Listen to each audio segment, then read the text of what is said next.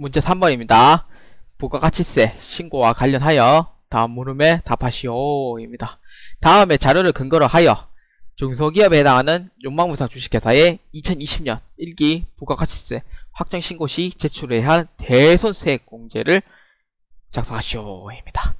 자, 일단은 부가가치세의 대손세액 공제 신고서를 먼저 클릭하도록 하겠습니다. 자, 기간은 이제 확정신고이기 때문에 4에서 6월이 되고요. 아시겠지만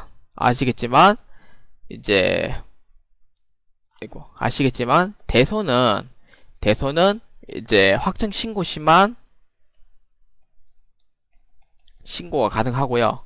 그 다음 예정신고는 신고가 안 되는 거 아시죠? 그래서 대손세액 공제 신고서는 확정신고 시에만 신고가 가능합니다. 그래서 확정신고 시 신고하기 때문에 조회 기간은 4에서 6월로 하셔야 돼요. 그래서 1에서 6월이 아니고 4에서 6월 하셔야 돼요. 1에서 6월 하면 오류가 뜹니다. 안 떠요. 그래서 4에서 6월로 조회를 해주시면 됩니다. 그래서 1기 확정이기 때문에 1기 확정으로 해서 조회를 하고요. 대손 확정일은 언제냐면은 1에서 6월달 사이에 발생된 거를 다 작성을 해주시면 되는 거예요. 자, 그럼 대손금의 공제율은 얼마냐면은 110분의 이제 10인 거 아시죠? 110분의 10만큼 공제해주고, 그래서 대손세액 얼마 뜨고, 거래처, 대손사유 이렇게 해서 다 작성을 해주시면 되는 거예요. 그래서 가장 주의할 점이 뭐냐면은, 주의할 점은 이제 대손 중에서도 부도를 가장 주의를 하셔야 돼요. 그래서 부도 발생일로부터 6월 이상 경과를 하셔야 돼요. 그래서 이거를 좀 주의를 해주셨으면 좋겠습니다. 부도는 이제 부도 발생일로부터 6월 이상 경과를 해야 돼요. 그리고 나머지는 이제 발생하는 그 즉시에 이제 대손이 이제 그 신고서에 이제 작성을 하시면 되고요. 그래서 부도 발생일만 이제 좀 주의를 해주시면 좋겠습니다. 자, 대손 관련 자료인데, 대손 관련 자료는 매출채권 유형, 거래 일자, 대손 금액, 거래처가 있는데, 자, 매출채권 유형이 바드렁, 외상매출금, 미수금이에요. 전부 다 이제 매출 채권에 해당이 되죠. 미수금도 하나의 채권에 해당이 됩니다. 돈을 받을 권리가 있기 때문에. 그래서 하나씩 보도록 할게요. 자, 주식회사 가경은 부도가 발생했어요. 부도 발생일 10월 31일이니까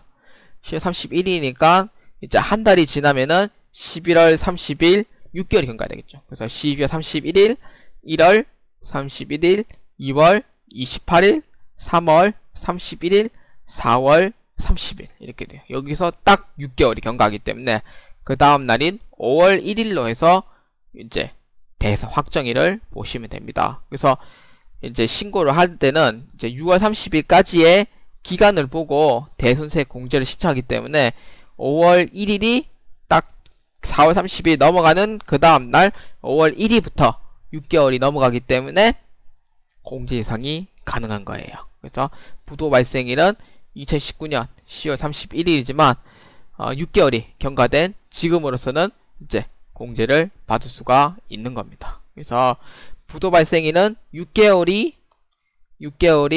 경과하여 이제 공제 대상이 된다. 이렇게 해서 보시면 되고, 그다음 외상매출금은 2020년 법원으로부터 파산 확정 판결을 받았기 때문에 이것도 공제 대상이 됩니다. 그래서 2020년 4월 1일 파산했기 때문에 공제 대상이 가능한 거예요. 그 다음에 미수금 돼 있죠. 미수금은 2020년 5월 9일에 대손인데 현재 지금 저당권을 설정하고 있어요. 저당권. 근데 저당권을 설정하는 경우에는 이게 대손 그 자체 그 세액공제 신청이 안 돼요. 그래서 저당권이 있는 경우에는 그 부가세 공제가 안 됩니다. 그러니까 그 대손 부가세 공제가 안 돼요. 그래서 이거는 입력은 하지는 않습니다. 왜? 저당권 때문에 이제 공제를 못 받게 돼 있어요. 그래서 공제할 부분은 바드러운과 외상매출금, 주식회사 가경과 주식회사 비하가 이제 해당이 된다. 이렇게 해서 보시면 됩니다. 자, 바드라움의 대선 확정일은 2020년 5월 1일로 해주시면 되고요.